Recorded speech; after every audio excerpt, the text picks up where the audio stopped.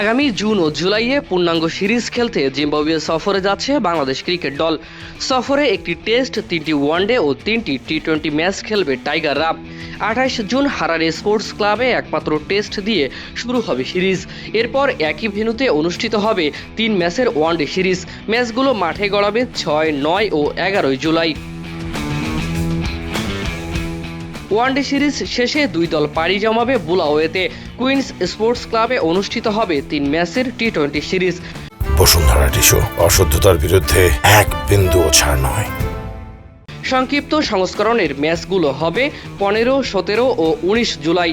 জিম্বাবুয়ের বিপক্ষে গত বছর নিজেদের মাটিতে 2 ম্যাচের টেস্ট সিরিজ খেলেছিল বাংলাদেশ। সেই সিরিজ 1-1 ব্যবধানে ড্র হয়। প্রথম টেস্ট 3 উইকেটের রোমাঞ্চকর জয় তুলে নিয়েছিল জিম্বাবুয়ে, যা ছিল 4 বছরের মধ্যে টেস্টে তাদের একমাত্র জয়। এর আগে 2022 সালে জিম্বাবুয়ে সফরে গিয়েও সুখকর অভিজ্ঞতা হয়নি বাংলাদেশের। হারারে স্পোর্টস ক্লাবে ওয়ানডে ও টি-20 2 সিরিজই 2-1 ব্যবধানে জিতে নিয়েছিল স্বাগতিকরা। তবে এবার ভিন্ন এক বাংলাদেশ দেখা যাচ্ছে।